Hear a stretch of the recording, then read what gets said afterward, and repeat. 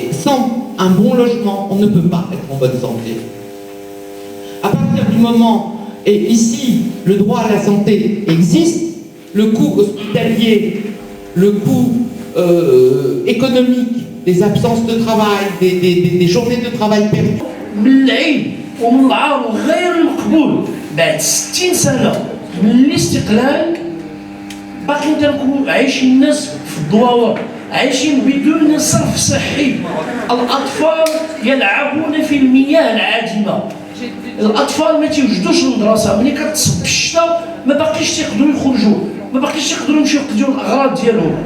وطرقنا جميع الابواب، مشينا شفنا وزير السكنه اجتمعنا معاه وكتوجهنا رساله للسيد الوالي والنضال سيستمر ان شاء الله حتى نحلوا هذا المشكل. Quand je parle de GIE, ce dont je parle, c'est ce qui est connu ici dans les milieux traditionnels sous le terme de Twiza. Simplement, c'est sa modernisation et son intégration dans le système économique qui est celui dans lequel nous vivons.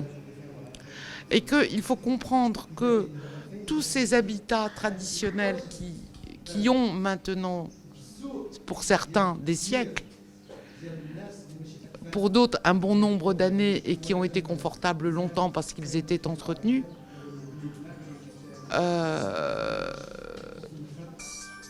cet habitat-là demande un entretien. C'est pour ça qu'il a été abandonné.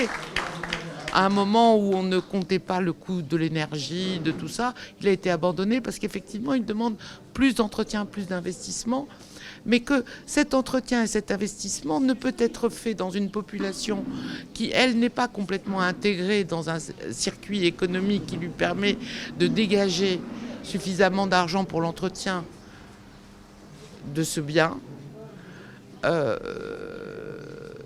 Il faut revenir aux structures sociales anciennes de coopération, de solidarité et les maisons sont mêlées, les intérêts sont mêlés, les gens sont mêlés, le travail doit être mêlé et réparti et les résultats du travail également. اليوم تلقيت دعوة من طرف الأخوات والإخوان ديال الفرع المحلي للشبيبة الاتحادية بمراكش كيليز. غادي نأطروا هذه الندوة اللي غتتكلم على المشاكل ديال السكن اللي تعرفها مراكش، وغنشوفوا ونعطيو مقترحات حلول اللي غادي يناقشوها الشبيبة معنا والضيوف ديالهم، ونخرجوا بتوصيات اللي غادي نصيفطوها إلى من يهمه الأمر. شكرا. اليوم في مقر الحزب الاتحاد الاشتراكي للقوات الشعبية بإيسيل كاينه ندوة مهمة جدا حول الدور الآيلة للسقوط في مراكش، واللي هو موضوع جد مهم على أساس أنه نحن على مرمى حجر من الانتخابات، وأنه المؤهلين لتسيير المدينة في الولايات المقبلة يجب أن تكون لهم رؤية واضحة حول هذه المسائل ديال مخطط التهيئة وحول مسائل ديال معالجة هذا المشكل ديال الدور الآيلة للسقوط. حنا شفنا الأمطار اللي وقعت مؤخرا في مجموعه من المدن بما فيها مراكش، وكيف اثرت على البنيه التحتيه، وكيف اثرت حتى على الدور اللي كانت اهله بالسكان،